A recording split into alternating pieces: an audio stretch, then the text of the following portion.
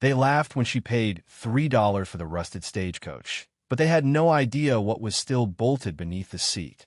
What she would find there wasn't just an object. It was a map to a life she never knew she had, and a choice that would change everything.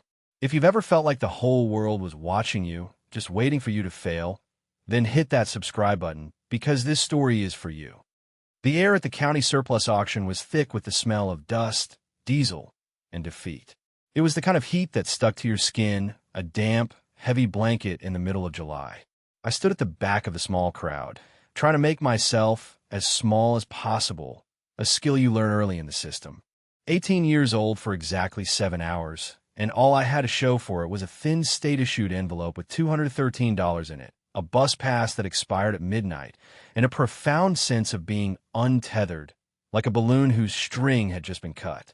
The people here were vultures of a certain kind, picking over the bones of failed businesses and foreclosed farms. They had calloused hands and eyes that could appraise a pile of scrap metal from 50 yards. They glanced at me once, took in my worn-out jeans and the faded logo on my T-shirt, a relic from some long-forgotten charity drive, and dismissed me. I was a ghost at their feast. The auctioneer, a man with a booming voice and a sweat-stained cowboy hat, was rattling through lots with the rhythmic speed of a machine gun. Lot 47, a pallet of assorted hand tools, due. I hear 20, 20, 20, got 20, now 25, 25. I wasn't here for tools or tractors. I was here for Lot 62, the final item on the manifest.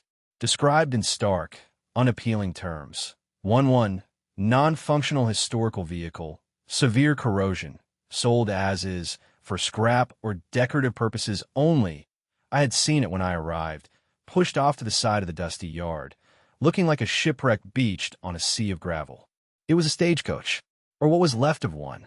The wood of its body was splintered and gray, the iron frame bleeding rust down its skeletal wheels.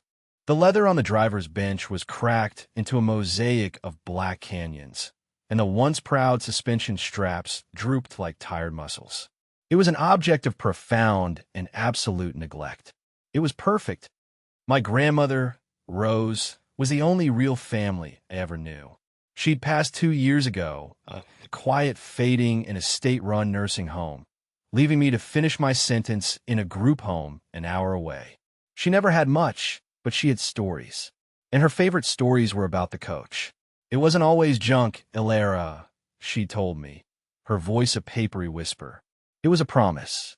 It carried our family west, carried them away from bad men and bad luck. It's got good bones.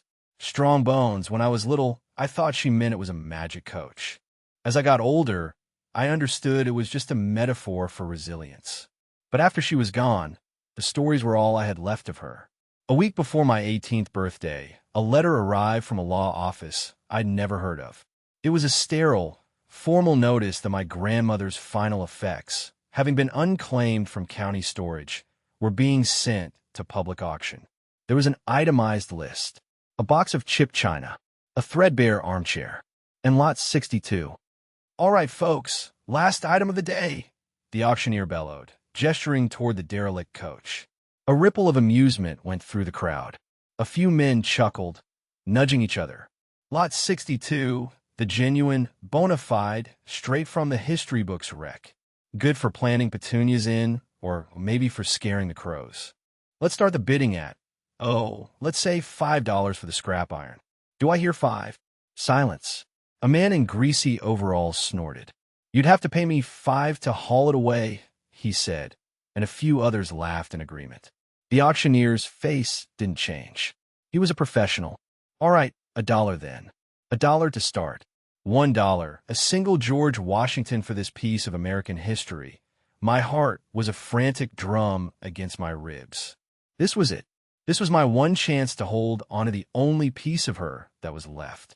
I took a deep breath, the dusty air scraping my lungs, and raised a trembling hand. $1, I said. My voice was smaller than I wanted it to be, a mouse squeaking in a room full of lions.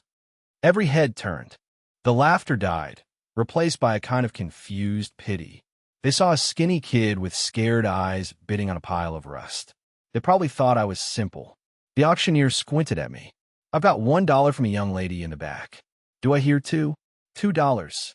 A man standing near me, with a kind, weathered face under a John Deere cap, looked at me and shook his head slowly, a silent warning. "Don't waste your money, kid." But it wasn't just money.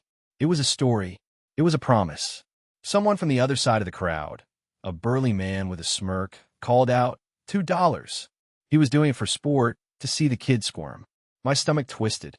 I had a plan, and my plan hadn't accounted for a bully. "3," I called out, my voice cracking on the word. The man laughed, a loud, barking sound. "She really wants it. Let her have it." He made a grand, sweeping gesture of concession. The auctioneer didn't miss a beat. $3 once. $3 twice. "Sold." To the young lady for $3. The gavel cracked like a gunshot, and just like that, I was the proud owner of a 2-ton pile of history and rust. The crowd dispersed quickly, the men climbing into their dusty pickups, hauling away their practical, useful winnings. They cast sideways glances at me and my stagecoach, shaking their heads. I felt a hot flush of shame, followed by a surge of defiance. They didn't understand. They couldn't. I walked over to the payment table, my legs feeling unsteady. The woman behind the folding table gave me a look that was half pity, half annoyance. I counted out 3 wrinkled dollar bills from my envelope. She stamped my receipt with a loud thud. "You have 48 hours to remove it from the premises," she said, her tone flat. "Or it'll be considered abandoned property, and we'll scrap it. No refunds, 48 hours. The 2 words hung in the air. I owned it, but owning it and moving it were 2 vastly different problems. I stared at the coach. It was bigger up close, more intimidating. It looked less like a vehicle and more like a monument to decay. The sheer, immovable reality of it began to sink in. I had spent my first $3 of freedom on an anchor in the middle of a desert, and I didn't even have a boat. I was 18 years old, officially an adult, and I had no home, no plan, and a stagecoach I couldn't move. The sun beat down on my neck, and for the first time since walking out of the group home that morning, I felt a cold knot of genuine fear. What in the world had I done? The fear was a familiar companion. It had lived in the back of my throat for as long as I could remember. It was the fear of being moved to a new home in the middle of the night, the fear of case file reviews, the fear of the clinical smiles of social workers who decided your entire life on a Tuesday afternoon. My last one, Ms. Albright, had given me the final rundown with a detached air of someone reading a grocery list. "You've aged out, Alara. You'll receive your final stipend. There's a list of resources here for transitional housing, but the waiting lists are long. We've done all we can. The rest is up to you. The rest is up to you." The words were meant to sound empowering, but they felt like being pushed off a cliff. Now, standing in this dusty lot, the cliff edge felt terrifyingly close. I had the coach, and in my pocket, I had one other thing from my grandmother. The letter from a lawyer had contained a small, tarnished brass key, taped to a piece of cardstock. On the card, in my grandmother's shaky cursive, were 3 words, "The North 40. I had no idea what it meant. A storage locker? A post office box? It was another piece of a puzzle I didn't know how to solve. For now, the puzzle was made of 2 tons of wood and iron. I spent the first night in a bus station, curled up on a hard plastic bench, my backpack for a pillow and the receipt for the stagecoach clutched in my hand. The fluorescent lights hummed a sleepless lullaby, and the air smelled of disinfectant and despair. I watched people come and go, each with a destination, a purpose. I had a destination I couldn't identify and a purpose I couldn't move. The next morning, I used 10 of my precious dollars on a pay-as-you-go phone and started calling towing companies. The conversations were brutal and short. "You want to move what? A stagecoach? Like from a movie?" "Honey, that's a flatbed job. A heavy-duty flatbed. It'll be $500 minimum. Cash up front, $500. It might as well have been $1 million. I called a dozen places, and the answer was always the same. My 48-hour clock was ticking away, each rejection a tick of the second hand. By noon, I was sitting on a curb outside a greasy spoon diner, staring at the phone, my hope dwindling with its battery life. I was going to lose it, the one thing I'd left of her, and I was going to lose it because I couldn't afford to move it. The shame from the auction returned, hot and sharp. The laughing faces, the man calling me a fool. Maybe they were right. I was down to my last idea, a long shot born of desperation. I looked up scrap metal haulers. The logic was grim. If they hauled things to their death, maybe one of them would be willing to haul my coach to a new life. The first few numbers were dead ends. Then, a man with a gravelly voice answered. "Sal's hauling." I took a breath and launched into my now well-rehearsed and apparently ridiculous request. I expected him to laugh. Instead, there was a long pause. "A stagecoach, you say?" he grumbled. "Like a Wells Fargo?" "Yes," I said, my voice small. Exactly. Another pause. I could hear the sound of clanking metal in the background. "Where's it at?" I told him the county surplus yard. "And where's it going?" This was the hard part. I'm not exactly sure," I stammered. "It's a piece of land. My grandmother's. It's just called the North 40. It's outside of town, called Sparrow Creek." The silence on the other end of the line was so long, I thought he'd hung up. Then he spoke, and his voice had changed. It was less gruff, more curious. "Rose's North 40? He asked. The name hit me like a physical blow. "Rose. My grandmother. You knew her?" I whispered. "Knew of her," he corrected. "Tough old bird. Everyone in Sparrow Creek knew Rose." "So you're her girl?" It wasn't a question. "I'll be at the county yard in an hour," he said. "Don't you worry about the money right now. We'll figure it out. Rose's girl ain't gonna lose her inheritance on my watch." He hung up before I could even say thank you. I sat on the curb, the phone pressed to my ear, and cried. Not from sadness or fear, but from the shocking, unfamiliar feeling of a stranger showing me kindness. Sal arrived in a flatbed truck that looked almost as old and weathered as the stagecoach itself. He was a man built of spare parts, lanky, with a face like a road map and hands stained with a lifetime of grease. He got out of the truck, wiped his hands on a rag, and looked from me to the coach. He walked a slow circle around it, running a hand over the rusted iron, peering at the splintered wood. He wasn't looking at a pile of junk. He was looking at it like a doctor examining a patient. "She's got good bones," he said, echoing my grandmother's words so perfectly it sent a shiver down my spine. "Strong bones." He gave me a nod. "All right, let's get her loaded up." The process was slow and careful. Sal was a master of winches and chains, coaxing the ancient vehicle onto the flatbed with a surgeon's precision. He let me help, showing me how to secure the chains, how to balance the weight. He didn't treat me like a stupid kid. He treated me like an apprentice. As the coach finally settled onto the truck bed, a huge wave of relief washed over me. It was safe. We were leaving. As we pulled out of the surplus yard, I didn't look back. The drive to Sparrow Creek was a journey through a changing landscape. The concrete and noise of the city slowly gave way to rolling hills and wide-open fields. The sky seemed to get bigger, bluer. Sal drove in a comfortable silence, the rumble of the old truck a steady rhythm. He pointed out landmarks, telling me stories about the area. He spoke about my grandmother. "She was a private woman," he said, his eyes on the road. "Came here 30 years ago with nothing but a beat-up car and a look in her eye that said she wasn't to be trifled with. Bought that piece of land, the North 40, when it was nothing but rocks and weeds. Folks thought she was crazy." He glanced over at me. "She worked harder than anyone I ever knew. Kept to herself. But if your car broke down on the side of the road, hers was the one that would stop." I listened, soaking in every word.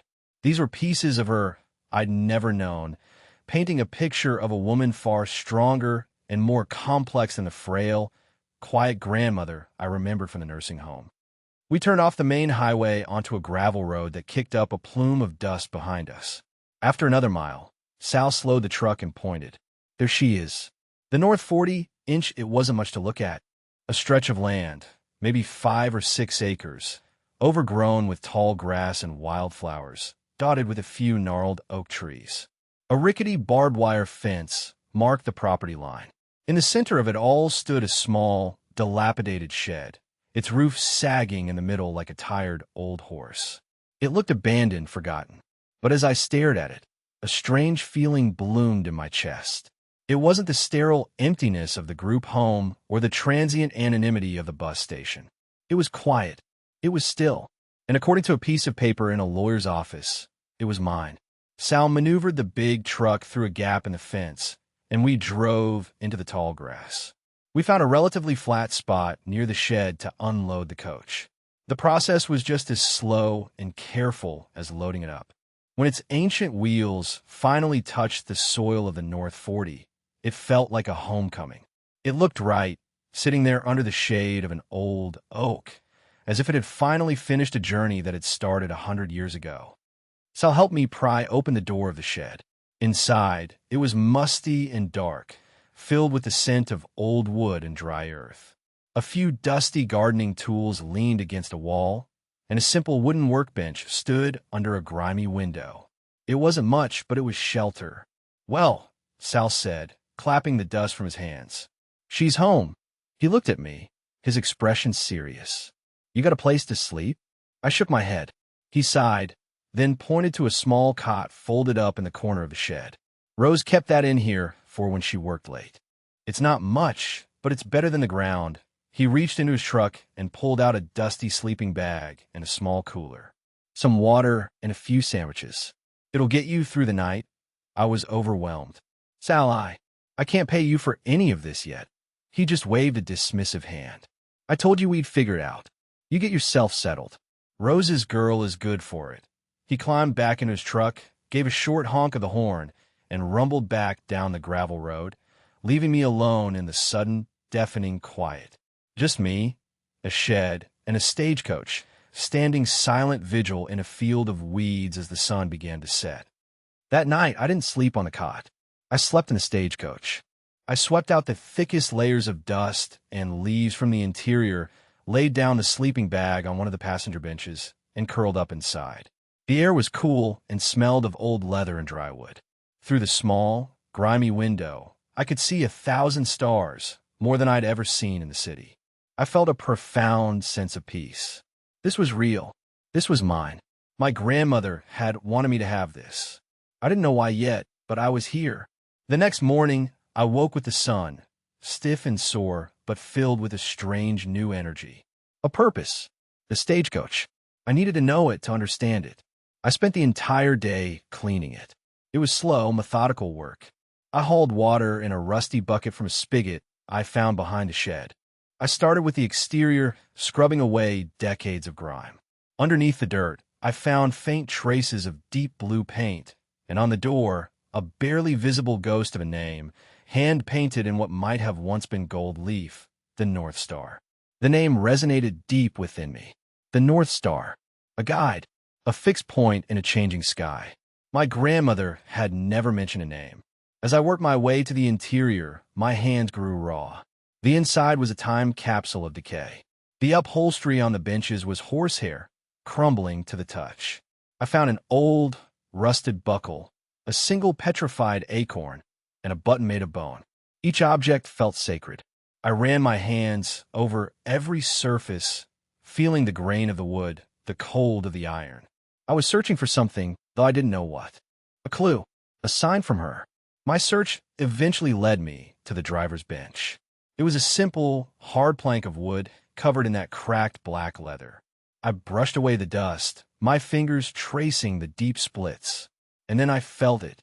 Underneath the seat, on the passenger side, my fingers brushed against the cold, hard edge of a metal plate. It wasn't part of the coach's structure. It was an addition. I knelt down, my heart starting to beat a little faster, and peered into the shadows under the bench. It was a flat, rectangular steel plate about the size of a shoebox lid, held in place by 4 thick, rusted bolts. It was deliberately hidden, flush with the floorboards. It wasn't a compartment. It was a seal. And beneath it, something was waiting. My first thought was that it was a toolbox or some kind of structural repair. But the placement was too deliberate, too hidden. This wasn't a standard feature. I tried to turn one of the bolts with my fingers, but it was fused solid with rust. It hadn't been opened in a very, very long time. I scrambled back to the shed, my mind racing. I rummaged through the pile of old tools, my hands shaking slightly. I found a heavy, rust-pitted wrench. It was the only thing that looked like it might have a chance. For the rest of the day, I fought with those bolts. I wedged the wrench onto the first one and threw all my weight into it. Nothing. The metal groaned in protest, but it didn't budge.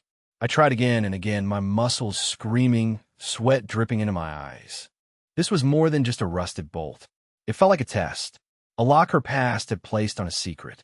The sun beat down, and the only sounds were the buzz of insects and the grating scrape of metal on metal. Hours passed. My hands were blistered and bleeding. My arms ached with a deep, burning fire. I was exhausted, frustrated, and on the verge of giving up. I slumped against the wheel of the coach, defeated. I looked out over the overgrown field at the sagging shed. It would be so easy to just stop, to walk away. But then I thought of my grandmother's voice, papery and thin, but with a core of steel. It's got good bones. Strong bones. She wasn't just talking about the coach. That thought gave me a new surge of strength. I went back to the shed and found a small can of penetrating oil. I soaked the bolts, letting the oil seep into the threads, a dark stain spreading around each one. I waited. An hour. Then I went back with the wrench. I fitted over the first bolt, took a deep, steadying breath, and pulled. There was a hideous, screeching groan, a sound like tearing metal. And then, with a sudden, jarring pop, the bolt gave way. It moved, just a fraction of an inch, but it moved. A wild, triumphant laugh escaped my lips. I had done it. 1 down, 3 to go. The other 3 were just as stubborn, each one a battle of will. But now I knew it was possible. I worked as the sun sank lower, casting long shadows across the field. Finally, with a last, shuddering complaint, the 4th bolt came free. My entire body was trembling with exhaustion and adrenaline. With shaking hands, I pried at the edge of the steel plate. It was heavy. I got my fingers underneath and lifted. It came up with a metallic sigh, releasing a puff of dry, stale air. I set the heavy plate aside and peered into the darkness of the hollow space beneath. There, nestled in a custom-built recess in the floorboards, was a bundle wrapped in dark, oil-stained canvas. It was tied securely with thick twine. My heart was pounding so hard I could hear in my ears. I reached in, my fingers trembling, and lifted it out. It was heavier than I expected, dense and solid. I carried it out into the last light of the setting sun, sat on the ground with my back against the coach's wheel, and began to untie the knots. The twine was old and stiff, but the knots eventually came loose. I unfolded the canvas, layer by layer. The final flap fell away, and I just stared. I couldn't breathe. Inside was a stack of money, old bills, tightly bound in paper bands. More money than I had ever seen in my life. I picked up one of the stacks. The paper band read $5,000, and there were at least 10 of them. $50,000. To a kid whose entire net worth 2 days ago was $213, it was an unimaginable fortune. It was a new life. It was an escape. It was everything. But that wasn't all. Beneath the stacks of cash was a large, sealed manila envelope, yellowed with age, and a slim, leather-bound journal. I set the money aside, my hands numb, and picked up the envelope. My name, Alara, was written on the front in my grandmother's familiar, spidery handwriting. I broke the brittle wax seal and pulled out the contents. There was a thick sheaf of papers, held together with a rusty paperclip. The top page was a deed to the 6 acres of land I was currently sitting on, the North 40. It was in her name, Rose Abernathy, paid in full 30 years ago. And tucked behind it was another document, a legal transfer of title, signed and notarized, gifting the property to one Alara Vance upon her 18th birthday. It was all mine. The land. The shed. It was real. The last thing in the envelope was a letter. Several pages, filled with her handwriting. I unfolded it, my heart aching with a mixture of grief and love. My dearest Alara, it began. If you are reading this, then you have found your way home, and you are old enough to know the truth. I am sorry for the secrets I had to keep. I did it to protect you. Our family doesn't have a history, not a real one. We have a trail of running.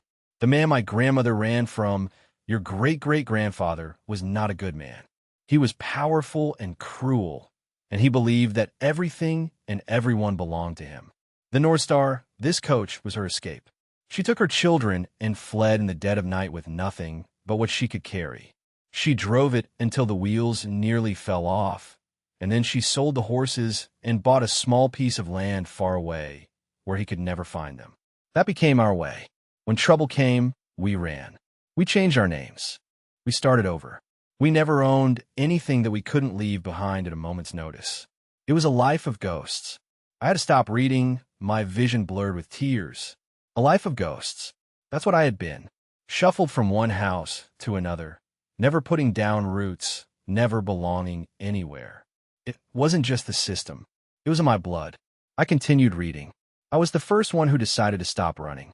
I wanted to build something that would last, something that no one could take from us. I found this piece of land, this forgotten corner of the world, and I bought it. With every dollar I ever saved. I worked 3 jobs a lira. I cleaned houses, I waited tables, I mended clothes. And every spare penny went into this land and into the box under the seat of the coach. I wanted you to have an anchor, a place to stand your ground. But the old trouble found me, just in a new form. A development company, Westwind Properties, wants this land.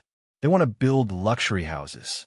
They found a loophole, an old zoning law, and have been trying to force me out for years with legal fees and tax challenges. I fought them as long as I could, but I was old, and I was tired. The fight is not over. They will come for this land. They will tell you it is worthless. They will offer you pennies for it. They will threaten you. In this bundle, you will find all the money I saved. It is $50,000. It is your inheritance. You can take it and run. Start a new life, a safe life, just like our family has always done. No one would blame you. It is enough to disappear and be comfortable. Or you can stay. You can use the money to fight them. You can hire a lawyer. You can save this place. You can be the one who finally stops running. The choice is yours, my brave girl. The coach brought our family to safety. I hope it has brought you to a home. All my love, Grandma Rose. I sat there, the letter trembling in my hands as the last light faded from the sky. The world had tilted on its axis. My grandmother wasn't just a quiet old woman in a nursing home. She was a warrior. She had spent her entire life fighting a quiet, desperate battle for me, for this piece of land. The $50,000 wasn't just money. It was her life, her sweat, her aching bones, her tired years, all converted into paper and ink and hidden away from me. And she had left me with a choice that felt like it weighed more than the stagecoach itself. Take the gift and run, or take up the fight. I cried. I cried for the grandmother I never truly knew. I cried for her loneliness, her sacrifice. I cried for the scared little girl inside of me who wanted nothing more than to take that money and find a small, safe apartment somewhere far away where no one knew my name. And I cried because I knew, with a certainty that settled deep in my bones, that I couldn't run. Running was the family legacy. My grandmother had died trying to break it. I couldn't be the one to let her down. The next few days were a blur of shock and grief-fueled determination. I read her journal, the slim leather book. It was a record of her fight. Dates of legal notices, names of lawyers from Westwind Properties, notes from her own research at the county clerk's office.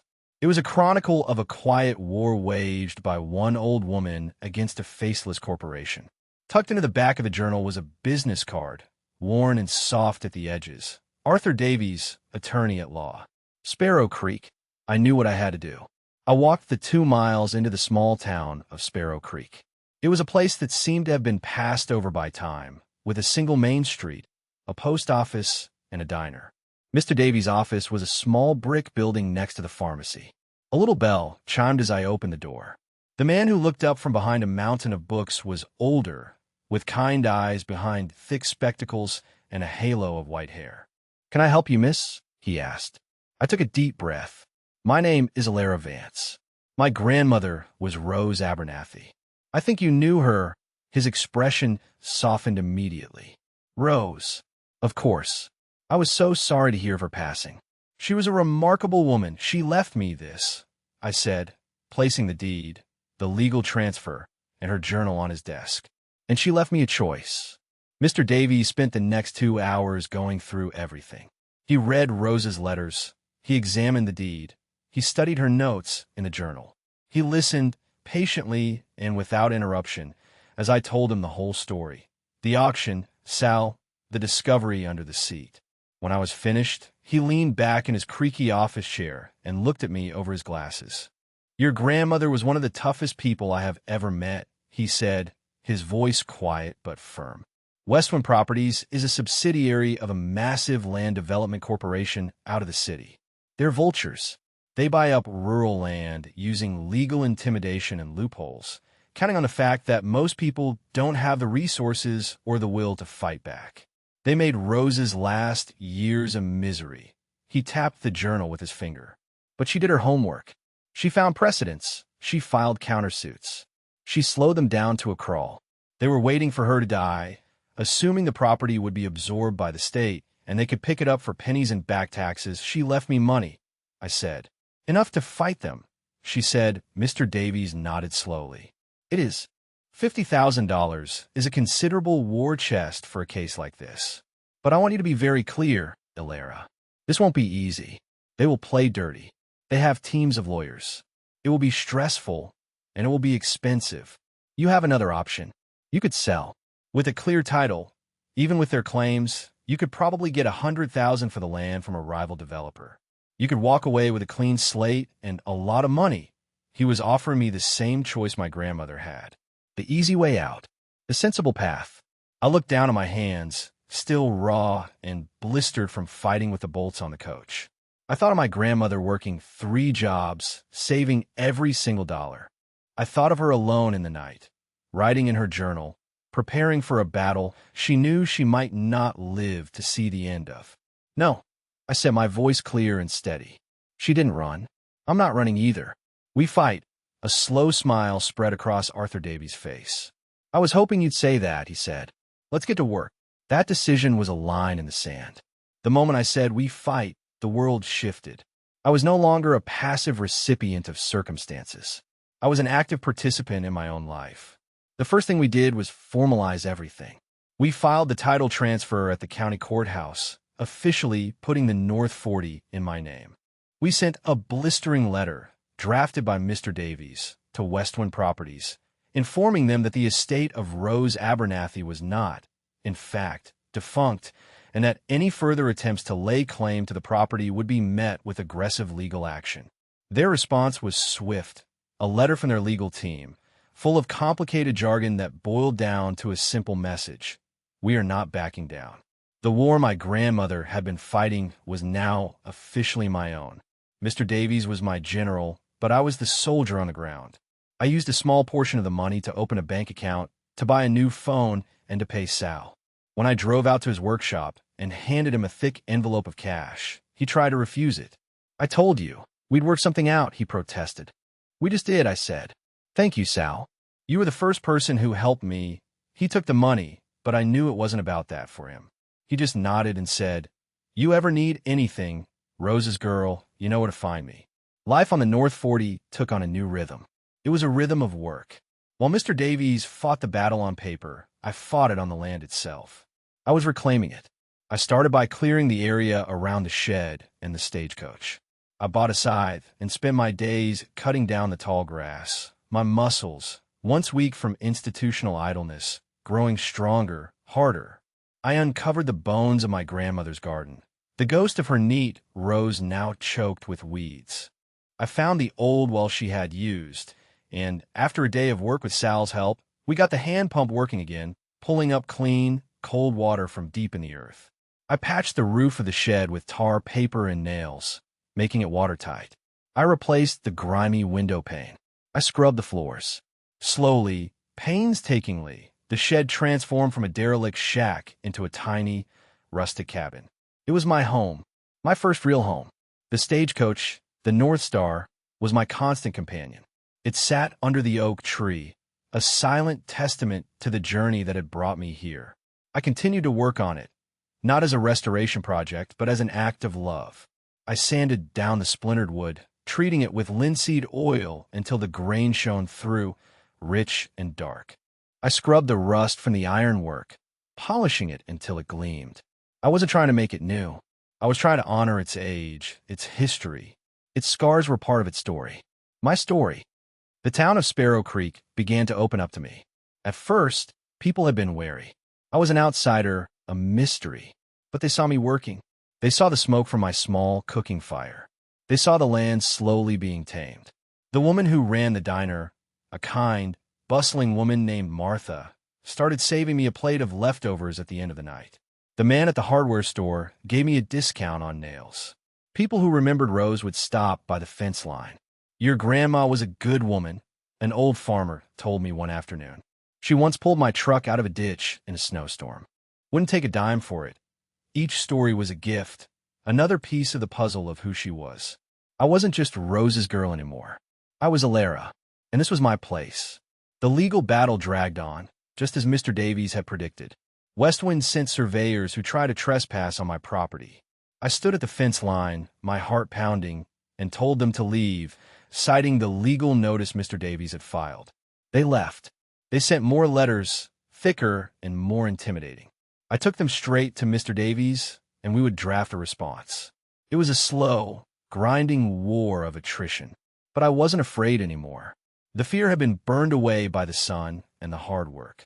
I had a home to fight for. I had a purpose. I had my grandmother's legacy to protect. And I had the North Star, my $3 Stagecoach, to remind me every day that the things people throw away are sometimes the most valuable things of all. Months turned into a year. The seasons changed on the North 40. I watched the summer wildflowers give way to the golden grasses of autumn, and in the stark, beautiful silence of winter snow. I had reinforced the shed, installed a small wood-burning stove, and I was warm and safe. The legal fight was nearing its end. Mr. Davies, through meticulous research, had found the original town charter from the 1880s. It contained a homestead preservation clause that had never been repealed. It stated that any property under 10 acres that had been continuously worked or lived on for more than 20 years could not be forcibly rezoned for commercial development. My grandmother's 30 years of quiet, stubborn existence on this land, her garden, her shed, it was all the proof we needed. Westwind's case was built on a modern zoning law that, as Mr. Davies argued, was superseded by the town's own founding charter. It was a brilliant piece of legal archaeology. The final court date was set. I walked into the county courthouse with Mr. Davies, no longer the scared kid from the auction, but a young woman who knew the weight of her own name.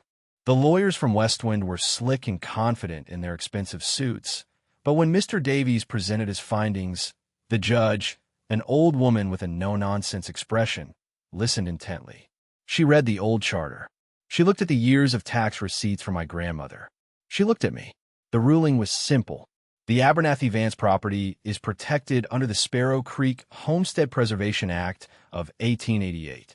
Westwind Properties' claim is hereby dismissed. It was over. We had won.